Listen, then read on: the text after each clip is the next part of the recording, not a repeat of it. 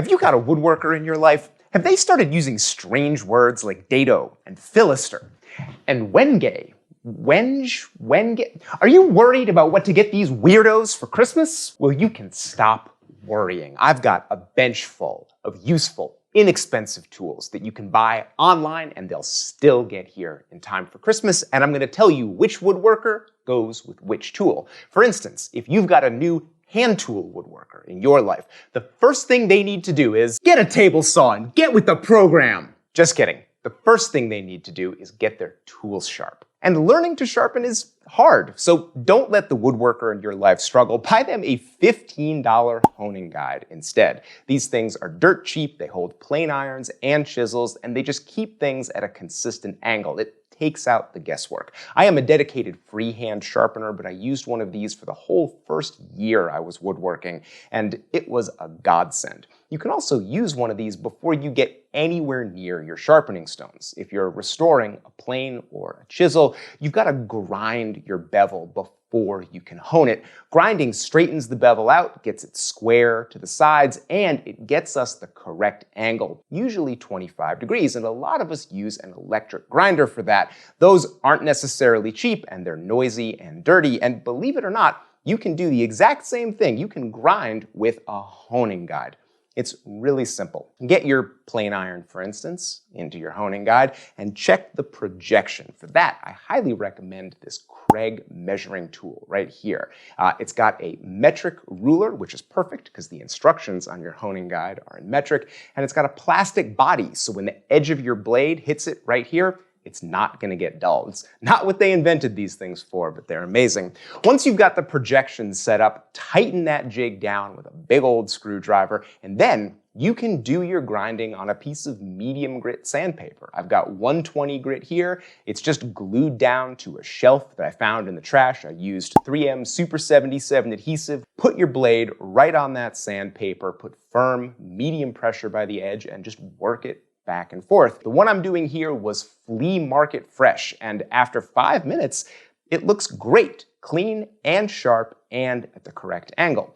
Now I can take this blade and hone it. Once you're done grinding, you're ready to hone, and that's what your sharpening stones are for. Now, a lot of beginners sharpen with wet or dry sandpaper, but that is a pointless waste of time ever since manufacturers came out with these crazy, stupefyingly cheap diamond plates. You can get all 4 of these for $20, and they work great, and they last a surprisingly long time. I have had this set for 2 years, and they're still going strong. I use them all the time. I used them in last week's video.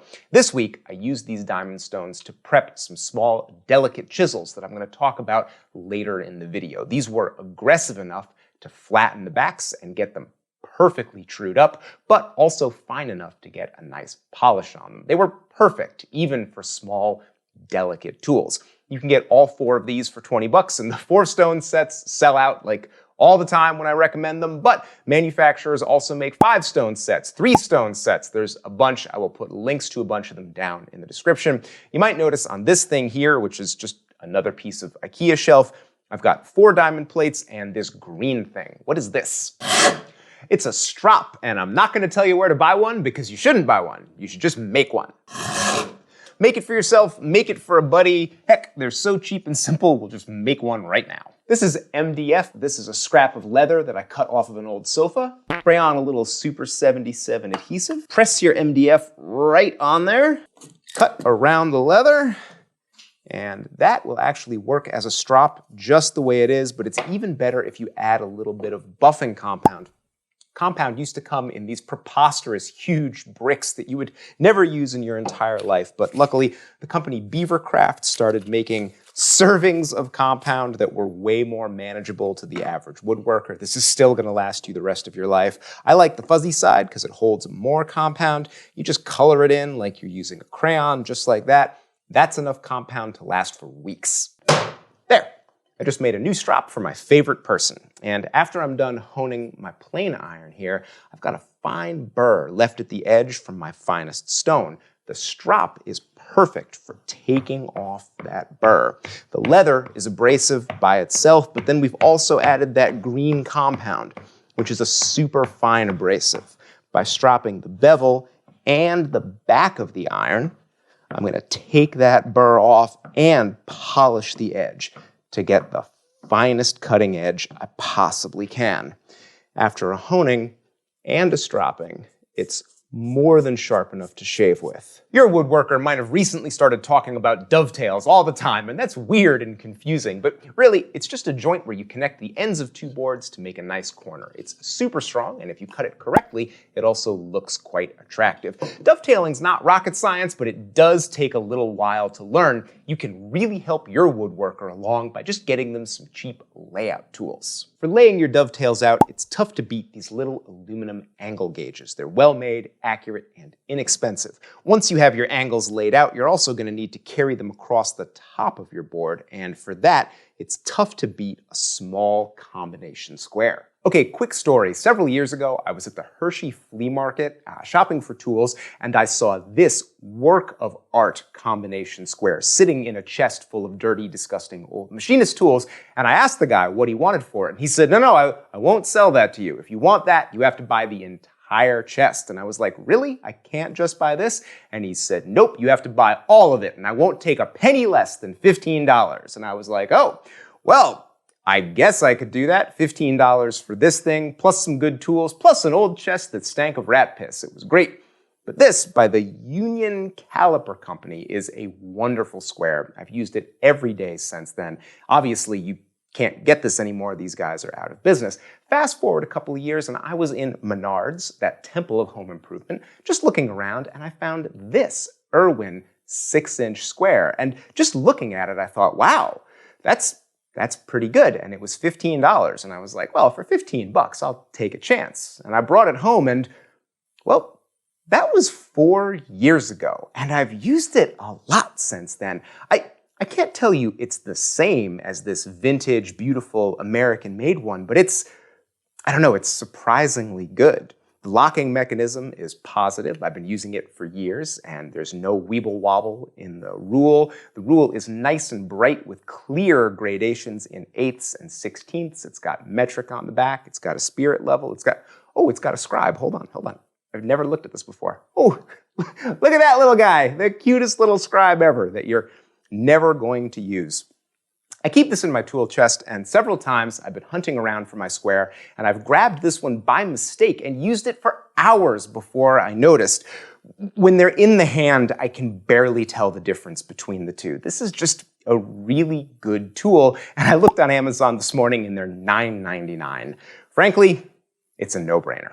Once you've drawn in your dovetail, you're ready to do the cutting. And for that, most people like to have a fancy Western-style dovetail saw. Unfortunately, these are pricey when you're first getting started. Good news, there's an inexpensive alternative. You can get a Japanese Dozuki saw like this one from the Suizan company. It's a joinery saw, a lot like the Western one. It's got a spine that stiffens it, and it's not as durable or long-lasting as that Western saw. That thing's gonna last you your entire life. This thing can't be sharpened. You replace the blade when the teeth get dull, and it's pretty easy to break a tooth or kink the blade, but these things are inexpensive and they cut like a dream. Japanese saws cut on the pull stroke, but you'll find that isn't really a problem when your work is held firmly in the vise.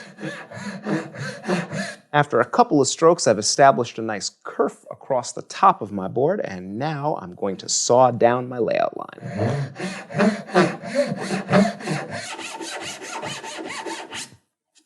And it's tough to argue with a cut line like that. This Dozuki saw isn't going to last you the rest of your life, but it cuts like a scalpel, and the price is right. Once you've sawn your dovetails, you need to get out the waste from in between them. And the cheapest way to do that is usually to use a chisel, because come on, every woodworker already owns a set of chisels. I started out doing this with my standard chisel grip, where I hold it by the handle, and then I come in and give it a tap. And that worked fine, except I didn't really have enough control this way. Your hand is really far away from that cutting edge, and it's tough to put it where you want. You often put the mallet down and use your other hand to figure out where that chisel's gonna go. This is inefficient, but there's a good alternative technique. Instead of holding it by the handle, hold that chisel by the blade. Curl your index finger under, place the chisel on top, put your thumb on top of that, and this grip gives you two advantages. First, you have way more control. You can put that edge anywhere you want with pinpoint accuracy. And second, your finger here is acting kind of like a brake. That chisel's not going to go too deep, and you're not going to mess up your work. Chopping this way is a lot easier when it goes to placing the edge, but when I go to hit the chisel, this is preposterous. I feel like I'm trying to hit the Eiffel Tower. I get a lot of control down here at the edge, but I lose all my control at the handle. And it's also hard on my hand. I am squeezing the daylights out of this chisel to keep it steady. The obvious solution seems to be I just need some shorter chisels. So I found this set of Narex butt chisels. That's actually what they're called. They're usually for chiseling the mortises for door hinges, getting into tight spaces, but they work perfectly for this. I can grab them in that 2-finger grip, easily place the edge wherever I want, and then when I go to hit it, well, it's just not as tall. It's really easy to hit that edge. Sometimes I like to undercut my dovetails, makes them easier to go together, and that means just placing the chisel straight up and down and then giving it a little lean. Also, super easy to do with this short little chisel. Now, I can't tell you this is a recommendation because I just started doing it. I'm not sure if this is the technique for me. I'll come back in a future video and tell you. But these butt chisels they're very inexpensive. I just got the 1/2 and the 1/4 inch because that's all I would need for dovetailing. If you've got a woodworker in your life who's a little experimental and might want to try out something new, these are a cheap way to get somebody a new toy so they can kind of fool around, which is exactly what I'm doing. And you know, I'm not going to let my holiday gift-giving guide go by without mentioning my company, Compass Rose Toolworks. We've got the Hand Tool Hero, the only 5-function everyday carry tool meant to adjust your bench planes, your plows, your filisters, your joinery saws, and check the angle on those freshly ground plane irons and chisels. We've also got the Ready Set planing stop. We call it Ready Set because you screw it directly to your bench top and it's already set at 3/8 of an inch, a perfect height for most planing tasks.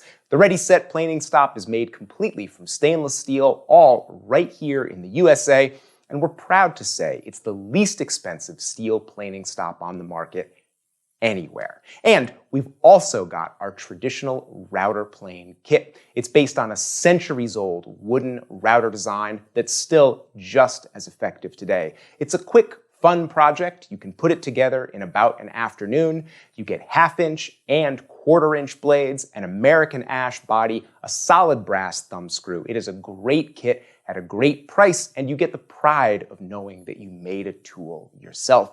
Go to compassrosetools.com and check out our complete line of tools for the woodworker. You can also go to rexkrueger.com/store and get any of our plans at half off. That's workbenches, furniture projects, shop-made tools. It's all half off. We only do it once a year, so go get yourself something now before things go back to full price the day after Christmas. Whew, that was a lot of talking, even for me. This is a hectic time of year, and I hope it's not stressing you out too badly. I am a little stressed out, but that just comes with the territory. Hope everybody's staying safe. Best wishes to you and your family. Thanks for watching.